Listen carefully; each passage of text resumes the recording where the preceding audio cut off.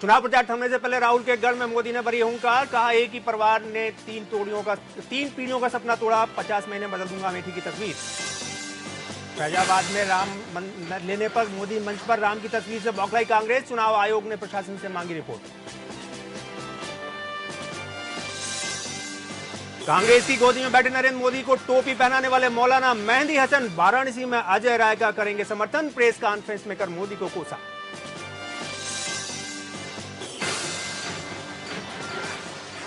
जासूसी कांड की जांच से पीछे हटी सरकार, सूत्रों के हवाले से खबर, अगली सरकार पर छोड़ा गया फैसला, एनसीपी और नेशनल कॉन्फ्रेंस ने किया था विरोध।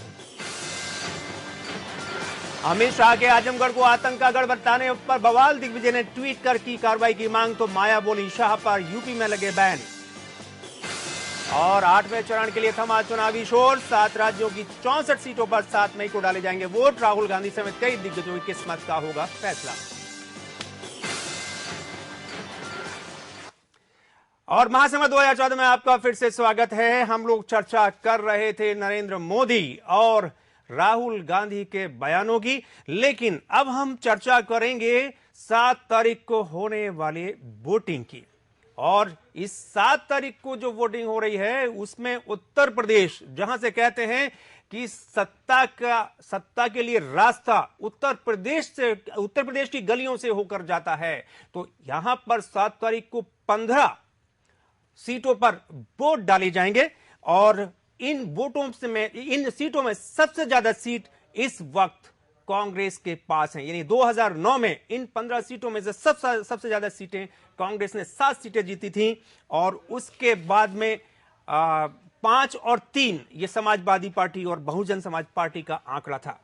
मैं जानना चाहूंगा सबसे पहले अपने सैफुल संजीव जी से। संजीव जी, ये जो 15 सीटें हैं, ये 15 सीटें क्या गुल खिलाएंगे इस बार? क्या नरेंद्र मोदी का मैजिक इन 15 सीटों पर चलेगा और कांग्रेस को मुंह की खानी पड़ेगी? देखिए, कांग्रेस को जो उम्मीदें हैं यूपी में, जो बची कुछ उम्मीदें हैं, वो इसी घर में हैं, क्योंकि कांग्रेस के ये परंपरागत सीटें रहे हैं। चाहे वह अमेठी ले लीजिए, सुल्तानपुर ले लीजिए, ये कांग्रेस के और गांधी परिवार के ये सीटें हैं और कांग्रेस को हमेशा इनसे बहुत उम्मीदें रहती हैं। परंतु अभी जिस तरह से वस्तु स्थिति वहां बदल रही है, मोदी की हवा है, तो मुझे लगता है कि इस बार कांग्रेस को काफी मशक्कत करनी पड़ेगी उस नंबर को दोहराने में। कांग्रेस को बहुत मशक्कत करनी पड़ेगी। हम सीधे आते हैं तपन राय भारती जी पर। तपन जी, ये कांग्रेस को मशक्कत करनी पड़ेगी या कांग्रेस के हाथ से ये गढ़ निकल चुका है? देखिए, जिस तरह से भाजपा और नरेंद्र मोदी की टीम ने घेराबंदी की और मुद्दे उठाए, वो मुझे राहुल गांधी और उनके जो सिपहसालार हैं वो बड़े कमजोर दिख रहे थे, उनकी तैयारियां कमजोर थी। मुझे तो अब आशंका हो रही है कि केजरीवाल की पार्टी के जो कैंडिडेट खड़े हैं वो भाजपा विरोधी वोटों का बंटवारा हो जाएगा। एक कांग्रेस का अलग होगा, केजरीवाल की पार्टी का। केजरीवाल की पार्टी यूपी में मतलब यह है कुछ ही सीटों पर दिख रही है, लेकिन एक बात है, बसपा का आकलन हमें कभी भी कम नहीं करना चाहिए। बसपा का जो कैडर है बेहद भरोसेमंद, उसका रूट तक पहुंच है और उन्होंने टीवी मीडिया से लेकर अखबारों पर किसी तरह के प्रचार पर खर्च नहीं किया है। वो हम इन तीनों के साथ साथ बसपा के उम्मीदवार को नहीं कम करके आंक सकते। योगेश बसपा कमजोर नहीं रहेगी, मेरा अपना एक योगेश जी, ये जो आंकड़े बन रहे हैं, इनसे क्या होगा? क्या कम से कम जो ये 15 सीटें हैं, इन पर नरेंद्र मोदी का मैजिक चलेगा या इसमें कोई तीसरा आदमी हाथ बाजी मार ले जाएगा? देखिए राजीव, अभी जो मतदान होने वाला है उसमें बीजेपी विन विन या पॉजिटिव की सिचुएशन में, प्लस की सिचुएशन में, वो इसलिए क्योंकि खोने के लिए कुछ भी नहीं है, क्योंकि बीजेपी के पास यहाँ सीटें है ही नहीं। फिलहाल बीजेपी की झोली में कुछ भी नहीं है, तो बीजेपी के लिए जाता हुआ कुछ दिखाई नहीं दे रहा है, जो दिखाई दे रहा है आता हुआ। यही कारण है कि नरेंद्र मोदी ने जो है अपने सारे जो तर्कश से सारे तीर निकाल दिए और जो बेस्ट वो कह सकते थे, जो कर सकते थे, वो उन्होंने करने की पूरी कोशिश की। जहां तक सवाल उठता है बसपा के फैक्टर का, निश्चित तौर पर सोशल इंजीनियरिंग के जरिए पिछली बार मायावती ने अंदर ही अंदरूनी कमाल करके दिखाया था और मायावती इस बार भी लगी होंगी, क्योंकि पिछले चुनावों में विधानसभा चुनावों में वो एक करारी हार का सामना कर चुकी हैं, तो बसपा का केडर बेस मजबूत है, ये सच है। वो चुनावी समीकरणों को अंदरूनी तौर पर काम कर रही हैं। मायावती मीडिया में ज्यादा आती नहीं है, ज्यादा बोलती नहीं है, न वो चुनाव प्रचार के लिए ज्यादा खर्चा कर रही हैं, तो ये बसपा का फैक्टर बिल्कुल महत्वपूर्ण हो सकता है। लेकिन बीजेपी का जहां तक सवाल है, बीजेपी के लिए खोने के लिए कुछ नहीं है और नरेंद्र मोदी ने अपनी सारी ताकत लगा दी है। मैजिक चलेगा तो नरेंद्र मोदी किंग होंगे, नहीं चलेगा तो फिर नरेंद्र मोदी के लिए स्थितियां अच्छी नहीं होंगी। लेकिन मतलब ये योगेश जी सही कर रहे हैं कि बसपा तो है ही, भाजपा का भी है। भाजपा का एक प्लस पॉइंट यहाँ ये दिख रहा है कि 10 साल पहले भाजपा के झंडे यहाँ 15 में से 5-7 सीटों पर थे। संजीव वो 10 साल की कहानी कहीं दोहराने की स्थिति न पैदा हो। संजीव जी, ये आपने हमारे दोनों विशेषज्ञों को सुना, आप बताइए कि आपको क्या लगता है, क्या बसपा या अरविंद केजरीवाल के प्रत्याशी इसमें कहीं कोई गेम खेल जाएंगे या ये सीधी लड़ाई बीजेपी और कांग्रेस के बीच में रहेगी? देखिए, अगर हम 2009 से आगे बढ़ के 2012 के जो विधानसभा चुनाव हुए थे, उनके जो शुरुआती जो रुझान और जो नतीजे आ रहे थे जब इस क्षेत्र में, उस अगर आपको ध्यान होगा तो वहाँ पे बीजेपी की काफ़ी बढ़त इसी क्षेत्र से आई थी। तो ये कहने बिल्कुल ये बात यथार्थ है कि जो भूमि रही है, जो कर्मभूमि रही है, जो भाजपा की भूमि रही है, मुझे लगता है कि भाजपा अपनी खोई हुई राजनीतिक जमीन जो इस क्षेत्र में पाने की भरपूर कोशिश कर रही है और वह सफल भी हो रही है। जहां तक भाजपा का बात है, सुल्तानपुर से आप वरुण गांधी को कैसे आंकते हैं? क्या वरुण गांधी वहां पर इस बार जीत पाएंगे? देखिए, वरुण गांधी ने अपने पिता संजय गांधी जी का जो उनका राजनीतिक कर्मभूमि था, जो क्षेत्र था, उसको भुनाने की भरपूर कोशिश की है। उनके पास सबसे बड़ा फायदा है कि वो मोदी लहर, जो तथाकथित मोदी लहर है, उस पर वह सवार हैं। तो मुझे योगेश जी, क्या संजीव जी की ये बात कि वो केवल मोदी लहर पर सवार हैं, इसका फायदा मिलेगा या उनके व्यक्तित्व का, मोदी की तरह वो भी बहुत एरोगेंट स्टाइल में बात करते हैं, स्पीच देते हैं, उनको भी बहुत आक्रामक नेता माना जाता है, युवा आक्रामक नेता माना जाता है। आप बताएं, क्या ये मोदी लहर पर सवार होकर जीतेंगे या उनका व्यक्तित्व इसमें कुछ चमत्कार करेगा? देखिए, निश्चित तौर पर काफी आक्रामक नेता है और आक्रामकता की वजह से अपनी पार्टी को और खुद को भी पिछली बार मुश्किल में डाल चुके हैं, काफी विवादित भी हुए थे। लेकिन सवाल यहाँ पर है कि पिछली बार उन्होंने जितना अपना वोट बैंक बनाया होगा, जितना बेस बनाया होगा, वो एक फैक्टर उनके लिए है। लेकिन एक चीज निश्चित तौर पर है कि मोदी लहर पर वो सवार इस बार दिख रहे हैं, क्योंकि हर कैंडिडेट, स्मृति ईरानी भी मोदी लहर पर सवार होकर ही राहुल गांधी को चुनौती दे रही है। तो योगी जी, पिछली बार वो पीलीभीत से चुनाव लड़े थे, इस बार वो सुल्तानपुर आए हैं। निश्चित रूप से सीट बदलना उनकी एक रणनीति का हिस्सा हो सकती है, या फिर पार्टी ने कुछ सोच करके उन्हें उनकी सीट को बदला होगा। ये उनका अंदरूनी मामला है कि पार्टी ने क्या क्या इस वक्त परिवर्तन किए हैं। लेकिन जहां तक सवाल उठता है मोदी लहर का, तो वो कहीं ना कहीं फैक्टर इन चुनावों में दिखाई दे रहा है, जिस पर सवार होकर चुनावी वैतरणी को पार लगाया जा सकता है बीजेपी के उम्मीदवार। असल में ये सीट जो है ना, उनके स्वर्गीय पिता संजय गांधी की रही है और संजय गांधी के बहुत जो चाहने वाले लोग हैं अब भी उनके संपर्क में है। ये प्लस पॉइंट, और दूसरा मोदी का जो लहर है, ये सबको गणना करके शायद गए हैं कि वहां से हम सीटें निकाल लेंगे, कॉन्फिडेंस में दिख रहा है। हमारा पैनल भी बहुत पॉजिटिव है, सकारात्मक है कि वरुण गांधी भी वहां से अपनी सीट निकाल सकते हैं। हम बात करना चाहेंगे बेनी प्रसाद वर्मा को लेकर के। क्या बेनी प्रसाद वर्मा काफी आक्रामक दिखाई दिए हैं, उन्होंने बहुत सारे बयान उनके विवादों में घिरे रहे हैं। बेनी प्रसाद वर्मा क्या गोंडा से अपनी सीट को जीत पाएंगे? संजीव जी, आपका क्या कहना है? देखिए, जिस तरह से वो वक्तव्य दिए हैं अभी मीडिया में और जिस तरह से उनके बयान आए हैं, तो एक बौखलाहट तो स्पष्ट दिख रही है। और पहली बार अगर मैं इस चुनाव का पूरा विश्लेषण करूं तो मुझे लगता है कि भाजपा और कांग्रेस दोनों एक चौराहे पे खड़े हैं, जहां भाजपा एक व्यक्ति को आगे बढ़ा के पार्टी से ऊपर उनका कद हो गया और उस व्यक्ति के साथ चलने की प्रयास कर रही है। वहीं कांग्रेस, जो अब तक गांधी परिवार और गांधी परिवार के नाम पे वोट मांग रही थी, बिना गांधी परिवार से वोट मांगने की एक प्रयास करी कि बिना गांधी परिवार के नाम लिए हम कैसे वोट ले सकते हैं। तो ऑब्वियसली एक एंटी इनकम्बेंसी फैक्टर है। और दूसरी बात, मोदी जी की लहर है। तीसरी, वहीं बगल सीट में गोरखपुर में आदित्यनाथ जी का प्रभाव है, बहुत काफ़ी प्रभावशाली है उनका व्यक्तित्व। तो मुझे लगता है कि इस बार बेनी बाबू के लिए ये चुनाव काफी मशक्कत वाला है। बेनी बाबू के लिए चुनाव काफी मशक्कत वाला रहेगा। योगेश जी, आप कैसे देखते हैं बेनी बाबू का भविष्य? देखिए, जिस तरीके से बेनी बाबू के लगातार मीडिया में बयान आए थे, निश्चित तौर पर उनका विरोध सिर्फ बाहर ही नहीं, पार्टी के अंदरूनी खेमों में भी काफी हुआ था। अब अपनी सीट को वो बचा पाएंगे, निकाल पाएंगे या नहीं सीट वहां से, ये देखना दिलचस्प इसलिए होने वाला है क्योंकि निश्चित तौर पर विरोध के चलते कहीं ना कहीं अंदरूनी भीतरघात का भी वो शिकार हो सकते हैं। मैं आप लोगों से एक चीज बात अभी कहना चाहूंगा कि ये उत्तर प्रदेश के साथ साथ उत्तराखंड की भी सभी सीटों पर कल परसों चुनाव मतदान होगा। वहां पर एक बहुत इंपॉर्टेंट सीट, बहुत महत्वपूर्ण सीट है हरिद्वार की। यहां पर निशंक जी लड़ रहे हैं बीजेपी से, और कांग्रेस से हैं मुख्यमंत्री हरीश रावत की पत्नी रेणुका रावत। दो मुख्यमंत्री हैं, एक पूर्व मुख्यमंत्री है तो एक पूर्व मुख्यमंत्री की पत्नी है। दोनों दो मुख्यमंत्रियों की वहां पर इज्जत दांव पर लगी हुई है, साख दांव पर लगी हुई है। योगेश जी, सबसे पहले आपसे, उसके बाद मैं तपन जी से पूछूंगा, उसके बाद संजीव जी से।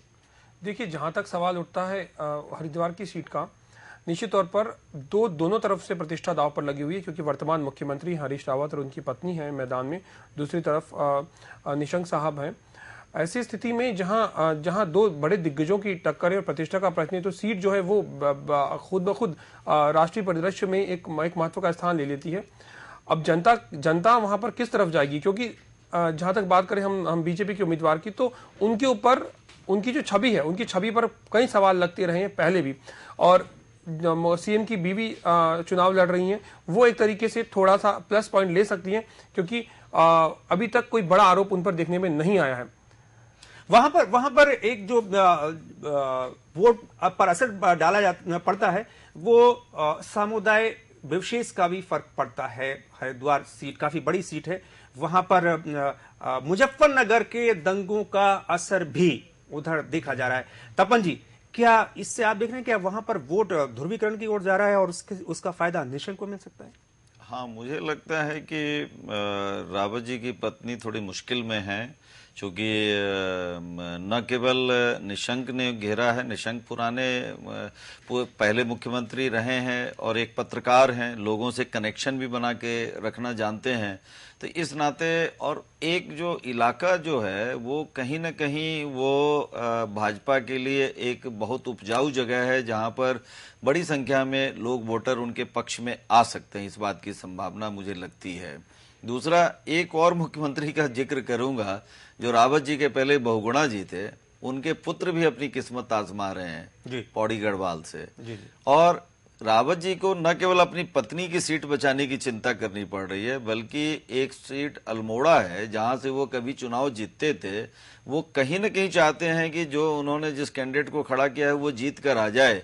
तो कांग्रेस में यह माना जा रहा है कि हरिद्वार ही नहीं, अल्मोड़ा भी उनके लिए प्रतिष्ठा की सीट है। अल्मोड़ा ही प्रतिष्ठा की सीट है। चारों सीटें वहां की जो है वो काफी प्रतिष्ठा की हैं, और इस तरीके से उत्तराखंड का चुनाव भी काफी, और ये 5 में से 4 सीट भी निकल गई हाथ से कांग्रेस की, तो शायद सरकार नहीं बच पाएगी रावत की वहां। इसलिए बहुत बड़ी जिम्मेवारी है जी वो जी संजीव, बहुत कम मार्जिन से सरकार चल रही है। अभी फेरबदल भी कांग्रेस में हुए हैं, और रावत जी को जो मुख्यमंत्री का पद दिया गया है, ये सोच के दिया गया है कि शायद रावत जी कांग्रेस की नैया को बहुत देरी करती उनको सत्ता देने में, इसलिए नुकसान हुआ। उत्तर प्रदेश से जुड़ा हुआ है बिहार में कई सारे लोग, कई दिग्गज हैं इस समय हैं।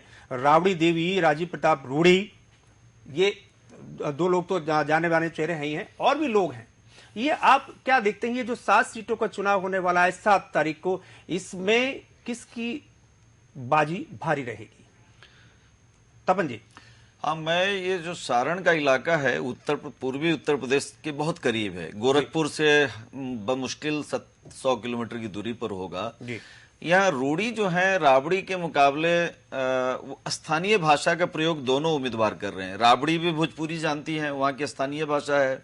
भोजपुरी बहुत मशहूर है, तो अंतर्राष्ट्रीय भाषा के रूप में भी कई जगह मान्यता है, मॉरिशस, फिजी में।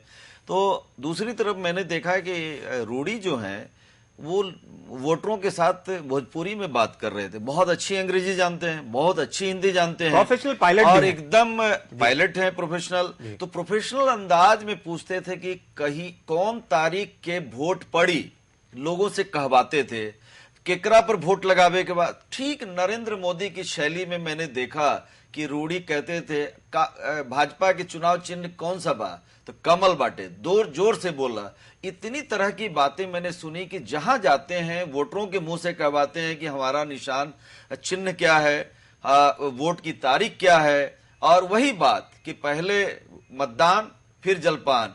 ये जो मैंने देखा कि बिल्कुल नरेंद्र मोदी की शैली में जो कर रहे हैं, तो राबड़ी देवी में घबराहट दिखी कि ये आदमी तो हमारी घेराबंदी। और राबड़ी देवी को एक दिक्कत है कि उनके जो सगे भाई हैं उनके साथ उनका झगड़ा चल रहा है, जो कैंडिडेट के रूप में खड़ा हुए फिर नाम विड्रॉ किया, तो वो भी भाजपा को कहीं प्लस पॉइंट दे रहा है। और दूसरी बात, जो रूढ़ी हैं वो पढ़े लिखे हैं, प्रोफेशनल पायलट हैं, मजे हुए राजनीतिक हैं, उसके सामने जो राबड़ी देवी का व्यक्तित्व है वो एक सीधी सादी महिला का है। वो मुख्यमंत्री रह चुकी है, यह अलग बात है, लेकिन उनके अंदर वो प्रोफेशनलिटी शायद कम है। संजीव जी, एस्टिमेट नहीं कर सकते हैं, एमवाई फैक्टर भी है। संजीव जी, इसको थोड़ा सा बिहार की राजनीति में जो अभी जो बदलाव हुए हैं उसके परिप्रेक्ष्य में देखना बहुत जरूरी है।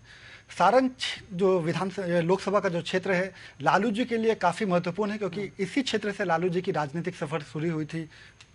और अभी जो हालात देखेंगे 77 में, और अभी जो हालात देखेंगे कि जिस तरह से नीतीश कुमार जी का बिहार के राजनीति में लोकसभा के चुनाव में जो उनकी जो राजनीतिक जमीन खसक रही है, उसका सीधा सीधा फायदा अगर जा रहा है तो वो लालू जी के पास जा रहा है। उनका जो समीकरण था, एमवाई समीकरण था, वो बहुत सटीक हो रहा है सारण में। और एक और फैक्टर है जो मैं आप लोग का ध्यान खींचना चाहूंगा वहां पे, वो है प्रभुनाथ सिंह जी का।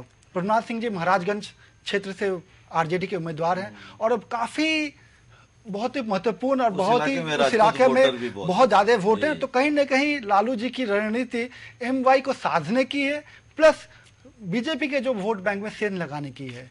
और एमवाई मतलब मुस्लिम और यादव वोटर को साधने की है। योगेश जी, अभी आपने इन दोनों को सुना है, संजीव जी को भी सुना है, और प्रोफेशनलिज्म और नॉन प्रोफेशनलिज्म की बात भी आई है। आप कैसे देखते हैं कि क्या राबड़ी पर रूढ़ी भारी पड़ेंगे या रबड़ी चटा देंगे इस बार रूढ़ी को? देखिए राजीव, अगर हम बिहार की राजनीति को देखें गौर से, तो ये जो चुनाव इस वक्त है वो लालू यादव के लिए एक तरीके से अपनी खोई हुई जमीन को वापस पाने का चुनाव है। लालू यादव की सारी प्रतिष्ठा दांव पर लगी हुई है। सारंग का चुनाव लालू यादव के लिए प्रतिष्ठा का प्रश्न है, क्योंकि बिहार की मुख्यमंत्री भी रह चुकी हैं, उनकी पत्नी है राबड़ी देवी। किसी भी स्थिति में वो राबड़ी देवी को संसद में पहुंचाने के लिए जुगत लड़ाएंगे। दूसरी चीज, जातिगत समीकरणों को भी देखना और समझना होगा। कांग्रेस और आरजेडी का गठबंधन है, ऐसी स्थिति में लालू यादव मजबूत स्थिति में दिखाई दे रहे हैं। अगर गठबंधन नहीं होता तो लालू यादव कुछ कमजोर दिखाई दे सकते थे, लेकिन चूंकि उन्होंने चुनाव से पहले ही गठबंधन करके अपनी जमीन को मजबूत बनाने की कोशिश की है, इस वक्त जो सारंग जो उनका पुराना 77 के जमाने से उनकी कर्मभूमि रहा है, निश्चित तौर पर वो यहां से अपनी वापसी की भारतीय राजनीति में एक तरीके से एक मजबूत वापसी की उम्मीदें लगाए बैठे हैं। अब देखना दिलचस्प होगा कि लालू यादव का समर्थन करती है, लालू यादव के साथ जाती है, या फिर जो है नीतीश को या जेडीयू को फायदा पहुंचता है, या इस लड़ाई में बीजेपी जो है वो बाजी मार जाती है। ये 7 तारीख के बाद, मतलब 7 तारीख को वोट होने के बाद में 16 तारीख को पता चलेगा क्या होगा। अब पश्चिम बंगाल की 6 सीटों पर भी मतदान हो रहा है, और इस बार जिस तरीके से भारतीय जनता पार्टी ने वहां पर अपना प्रचार के दौरान जो प्रदर्शन किया है, लोगों को वहां से बहुत ज्यादा उम्मीदें बंधी हैं कि बीजेपी शायद वहां से कुछ कर पाए। तपन राय भारती जी, क्या इस बार लालगढ़ में कमल खिलेगा? देखिए, ये जो इलाका है वामपंथियों का है, नहीं तो तृणमूल कांग्रेस का है, भाजपा का तो वहां पर। लेकिन इस बार देखा गया कि नरेंद्र मोदी बप्पी लाहिरी जैसे उम्मीदवार को वहां ले गए, और कई ऐसे कैंडिडेट आए जो कुछ दमदार तरीके से दिख रहे थे। दूसरा है कि समय बहुत दिया इन्होंने, कई चुनाव सभाएं की, नतीजा हुआ कि ममता बनर्जी और उनकी जो टीम है वो उखड़ गई और वो अटैक करने लगे। उन्होंने कसाई जैसे शब्दों का इस्तेमाल किया। उसकी वजह ये थी कि नरेंद्र मोदी और उनके जो बाकी नेता थे, उनकी तृणमूल कांग्रेस पर हमला करने का सबसे अच्छा तरीका ढूंढा कि शारदा जो कंपनी थी जिसने ऐसो करोड़ों की चपत लगाई थी लोगों के, ये बहुत लोग शिकार हुए, और इसकी चर्चा वहां खूब होती है, वहां के अखबारों में, चुनाव सभाओं में रंगे हुए रहते हैं। तो इसका इस्तेमाल भाजपा ने भरपूर किया कि जिसने शारदा के जरिए लूटा, क्या आप उसी के कैंडिडेट को वहां भेजना चाहेंगे? तो एक तरह से उन्होंने ब्रेन वॉश काफी हद तक किया। क्योंकि पश्चिम बंगाल के जो मतदाता हैं वो काफी जागरूक हैं, पढ़े लिखे हैं, लिटरेसी है, और वोट भी बहुत ज्यादा संख्या में आकर देते हैं। वोट बहुत ज्यादा संख्या में देते हैं। हम चलेंगे सीधे संजीव जी के पास। संजीव जी, आप बताइए, लाल झंडे वालों के गढ़ में कमल खिलेगा क्या? देखिए, बहुत मुश्किल है। इससे लाल का गढ़ कहना भी अब मुझे लगता है उचित नहीं है। वो घर तो बहुत पहले ध्वस्त हो गया है, परंतु मोदी जी ने जो प्रयास किया और भाजपा वालों ने जो प्रयास की, एक कोशिश की थी कि जो एक बहुत समाज का एक वर्ग है जो दोनों से, तृणमूल से और वामपंथियों से त्रस्त है, शायद उनको हम अपनी तरफ खींच सकते हैं, किंतु मुझे नहीं लगता कि इसका कोई बहुत बड़ा लाभ मिलेगा। शायद इसीलिए अगर आप देखेंगे तो भाजपा भी blow hot and blow cold strategy ले रही है, जहां एक तरफ नरेंद्र मोदी जी दीदी पे सीधा आक्रमण करते हैं, तो वहीं राजनाथ सिंह जी उनके लिए अच्छे शब्दों का आज एक और बयान ममता बनर्जी ने दिया है मुस्लिम वोट को अपनी ओर खींचने के लिए कि कांग्रेस की ओर न जाए। उन्होंने कहा कि नरेंद्र मोदी यदि भेजेंगे मुसलमान बांग्लादेशियों को, तो हम दिल्ली में आकर हंगामा करेंगे। यह मैसेज बिल्कुल दिया है कि जो 7 सीटों पर मतदान हो रहा है वो सारे जो मुस्लिम वोट हैं ध्रुवीकरण हो जाए, कांग्रेस की तरफ न जाए और न कम्युनिस्ट पार्टी सीपीएम की ओर जाए। अच्छा, देखिए उस ध्रुवीकरण में जिस तरह का ध्रुवीकरण हम बिहार और यूपी के धरातल पे देखते हैं, उस तरह से ध्रुवीकरण, उसकी प्रतिक्रिया स्वरूप ध्रुवीकरण बंगाल में नहीं होती है। जी योगेश जी आप क्या से मानते हैं, क्या ये जो बयान दिया है ममता बनर्जी ने, इसको देने के बाद में क्या हुआ, ध्रुवीकरण होगा? देखिए, ये बयान नरेंद्र मोदी के उस बयान के जवाब में आया जब नरेंद्र मोदी ने कहा था कि अगर हमारी सरकार आती है तो हम घुसपैठियों को वापस उनकी सही जगह भेज देंगे। निश्चित तौर पर ममता बनर्जी किसी भी स्थिति में ये नहीं चाहेंगे कि उनका जो मुस्लिम वोट बैंक है वो खिसके, क्योंकि मुस्लिम वोट बैंक के दम पर ही ममता बनर्जी की बंगाल में राजनीति चल रही है और उन्होंने अपनी जमीन जो हासिल की है वामपंथियों से, वो भी इस वोट बैंक के जरिए ही की है। इसका बहुत बड़ा योगदान रहा है। यही कारण था कि उन्होंने कहा कि अगर ऐसा आप करते हैं तो दिल्ली में आकर के हम दंगल करेंगे, हम हल्ला मचाएंगे, दिल्ली को हिला देंगे। बिल्कुल। दूसरी चीज यहाँ पर जो गौर करने वाली वो है कि नरेंद्र मोदी ने बिगुल फूंक दिया है बीजेपी का। नरेंद्र मोदी ने वहां की जमीन में हल चला दिया है बीजेपी के लिए, वहां की जमीन उर्वर कर दी है बीजेपी के लिए। अब ये देखना है कि अगर कुछ सीटें बीजेपी इस बार निकाल नहीं भी पाती है तो भी एक वोट बैंक जरूर बनेगा बीजेपी के लिए, और आने वाले वक्त में वोटों की फसल, सीटों की फसल वो जरूर काट पाएगी। शायद 5 या 10 साल के बाद बीजेपी के लिए बंगाल के दरवाजे खुल जाएंगे। लहर है, लेकिन मुझे एक डाउट है कि कैडर थोड़ा वेस्ट बंगाल में बीजेपी में कम है। देखिए, कैडर कम होगा तो फिर आपकी जीत की उम्मीद घट जाती है। संजीव जी जानते हैं, संजीव जी कैसे देखते हैं इसको? देखिए, ये जो आप जिस तरह की उपजाऊ जमीन की बात कर रहे हैं, तो पश्चिम बंगाल में ये पहली बार नहीं है कि भाजपा के लिए उपजाऊ जमीन बन रही है। अटल बिहारी वाजपेयी जी के भी नेतृत्व में जब थे तो उस समय भी भाजपा के 1-2 वहां से एमपी चुन के आए थे, परंतु जो चर्चा आपने की कि उतना स्ट्रॉन्ग ऑर्गेनाइजेशनल नेटवर्क नहीं है, और ये बड़ा विरोधाभास है कि भाजपा की जो चिंतन कहा जाता है, हमेशा कहा जाता है, आरएसएस का नाम लिया जाता है, उनके एक संस्थापक उस राज्य से आते हैं, श्यामा प्रसाद मुखर्जी जी। इसके बावजूद भी भाजपा कहीं ना कहीं सफल नहीं हो सकी उस क्षेत्र में एक ऑर्गेनाइजेशनल स्ट्रक्चर खड़ा करने की, और उसका मुझे उनको लगता है कि खामियाजा भुगतना पड़ेगा। अब हम चर्चा करते हैं सीमांध्र की भी 25 सीटें हैं जिन पर 7 तारीख को वोट डाले जाने वाले हैं। यहाँ पर जगन रेड्डी अपना रथ चला रहे हैं, लेकिन यहाँ पर कांग्रेस और बीजेपी भी अपनी पूरी कोशिश कर रही हैं। तो हमें क्या लगता है संजीव जी, क्या जगन रेड्डी को फायदा मिलेगा या कांग्रेस कुछ फायदा कर ले जाएगी, या इन दोनों के बीच में कोई तीसरा आ जाएगा और बीजेपी फिर हाथ मलती रह जाएगी? देखिए, आंध्र प्रदेश एक और राज्य होने वाला है जो कांग्रेस के हाथ से खिसकता हुआ जा रहा है जी। कि जिस तरह से कांग्रेस ने जो राजनीतिक रिस्क लिया है, मुझे लगता है उसका बहुत बड़ा दुष्परिणाम अगर कांग्रेस को मिलने वाला है तो वो सीमांध्र क्षेत्र में मिलने वाला है, जहाँ से मैंने खुद देखा है कि किस तरह से वहाँ के जो उनके कैंडिडेट थे वो एक बंदर बाट लगी हुई थी, एक होड़ लगा हुआ था कि कौन कितनी जल्दी इस पार्टी को छोड़ सकता है। तपन जी ये बताइए कि अगर वहां कांग्रेस को नुकसान होता है तो फायदा किसे होगा? देखिए, पिछली बार की जो सरकार बनी थी उसमें आंध्र प्रदेश का बड़ा योगदान था। यूपीए में 42 में से 37 सीटें कांग्रेस को मिली थी, तो कांग्रेस इस किले को ध्वस्त होने नहीं देना चाहती थी। जब उसको लगा कि वाईएसआर तो उनका देहांत हो गया, उनके पुत्र जब मैदान में उतरे तो खटपट शुरू हुआ, अंत में उनको पार्टी से निकाल दिया गया। जेल में रहकर भी जगन मोहन रेड्डी ने जो पकड़ बनाई, उनकी मां, उनकी पत्नी और बहन, ये सब जो घूम घूम कर जो आधार बनाया, तो वाईएसआर, हमको याद है कि जब हेलीकॉप्टर दुर्घटना में उनका डेथ हुआ था तो कई लोगों ने आत्महत्याएं कर ली थी। एक प्रभाव उस परिवार का दिखा, लंबी भीड़ दिखी, और वो क्रिश्चियन ईसाई समुदाय को बिलोंग करते हैं और ईसाई में भी वो ओबीसी के हैं, तो बहुत बड़ा तबका जो है ना उन्हें पसंद करता है। और मुझे लगता है कि जो राज्य का बंटवारा हुआ उससे तेलंगाना के लोग भले कुछ हद तक वो बंटवारे से वो कांग्रेस के पक्ष में थोड़ा बहुत हुआ, यहाँ तो बिल्कुल कांग्रेस का मुझे सफाया दिख रहा है कि 25 में 1 या 2 सीट भी मिल जाए तो ये मुझे बहुत आश्चर्य हो। फायदा मुझे दिख रहा है कि वाईएसआर रेड्डी की जो पार्टी है, जगन मोहन रेड्डी, शायद ये ऊपर आवे और दूसरे नंबर पर भाजपा हो या तेलुगु देशम, जिसको कहा जाता है भाजपा और तेलुगु देशम के बीच में साझा गठबंधन है। जी जी जी, देखिए फायदा तो सीधे सीधे वाईएसआरसी को होगा, क्योंकि एक सहानुभूति भी फैक्टर भी है जिसका जिक्र आपने किया।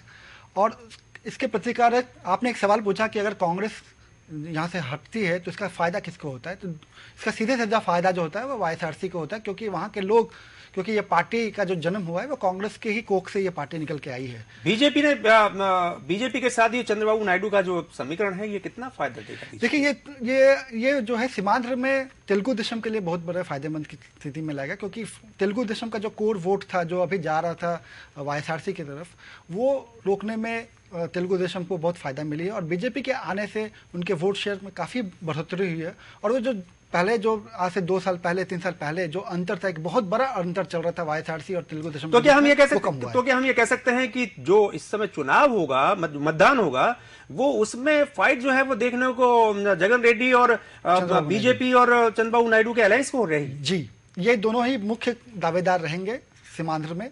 हालांकि मुझे अभी भी लगता है कि सीमांध्र में जो जीत होगी वो जगन मोहन रेड्डी जी की होगी, लेकिन चंद्रबाबू मोहन जी एक बात और उसको आगे कि जगन मोहन रेड्डी जीतने के बाद यूपीए के साथ नहीं जाएंगे। नरेंद्र मोदी जी को पूरा भरोसा है कि भले अभी अलग अलग लड़ लें, भाजपा और तेलुगु देशम की पार्टी आएगी और जगन मोहन रेड्डी का भी साथ मिलेगा, तो शायद वो उनको केंद्र में लाभ होगा। संजीव जी, क्या आप क्या इस बात से?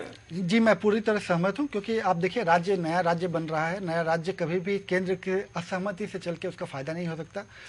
दूसरी बात, उन पे एक बहुत बड़ी जिम्मेवारी रहेगी, क्योंकि लोगों की देखिए आकांक्षाओं, हम बहुत जल्दी से बात करेंगे हम लोग हिमाचल प्रदेश पर। वहां पर अनुराग ठाकुर हमीरपुर से लड़ रहे हैं और मुख्यमंत्री की पत्नी मंडी से लड़ रही हैं। ये यहाँ पर बहुत जल्दी चर्चा करेंगे हम योगेश जी से। योगेश जी, वहां क्या दिखाई देता है कि क्या वहां की जो 4 सीटें हिमाचल प्रदेश की, उनका क्या होगा? चारों बीजेपी की झोली में या बढ़ जाएंगी बीजेपी कांग्रेस के बीच? देखिए, हिमाचल का जो पुरानी अगर आप देखिए पैटर्न, तो वहां पर एक बार बीजेपी एक बार कांग्रेस, कुछ वैसा ही पैटर्न हमेशा रहा है राज्य सरकारों के मामले में देखा जाए। और जो वोट शेयर का परसेंटेज है, क्योंकि वहां बहुत कम ही परसेंटेज के बेसिस पर क्या आप मानते हैं कि चारों सीट ये डिवाइड हो जाएंगी, 2-2 सीट हो जाएंगी, या 3-1 रहेगी, या चारों सीट पर बीजेपी जाएगी? देखिए, कोशिश वहां पर बीजेपी ने अपनी पूरी की है, ताकत अब पूरी झोंक दी है। नरेंद्र मोदी ने भी रैली अब 16 मई के बाद पता चलेगा वहां क्या होगा। और हमें चर्चा अभी करनी थी जम्मू कश्मीर पर, लेकिन हमारे पास अभी समय नहीं है। जम्मू कश्मीर में भी देखते हैं क्या होता है, वो 16 मई के बाद पता चलेगा। हम स्टूडियो में शामिल होने के लिए योगेश जी, संजीव जी और तपन जी, आपका बहुत बहुत धन्यवाद। मुझे भी दीजिए इजाजत। जय हिंद।